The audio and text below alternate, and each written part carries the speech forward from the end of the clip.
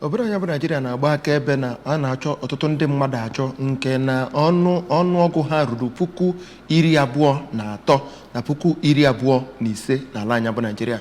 Onye mere ka mata nke a bụ onye isi oche Anambra State Bureau of Missing Persons ma bụrụ kọmishọna na-ahụ maka ikpe nkwụmọtọ bụ Ọkammụta Seba Ifemeje oge ha nwere ọgbakọ n'Ọka.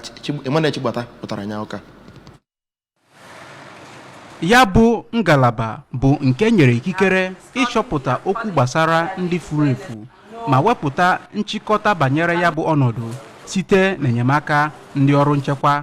Dịka ya bụ kọmishọna siri kọwaa, ọ dị oke mkpa inwe ihe nchịkọta banyere ndị furu efu bụ nke ngalaba Planning, Research na Statistics na ngalaba Ministry na-afụ maka ikpe nkwụmọtọ ga-anọ n'isi ya. O kwuru na gọọmenti steeti akwadogo ma wepụta akụrụngwa ga-enye aka hụ na ndị ahụ na-efu efu na a ga-enweta ha ma nyerekwa ezinụlọ ha aka.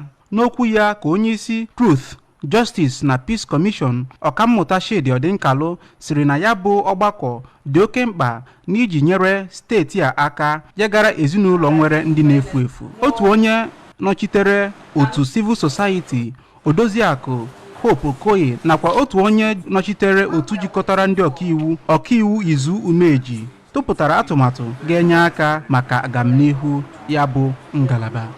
Site n'Ọka, Emmanuel Chigbata maka akụkọ ụwa ABS.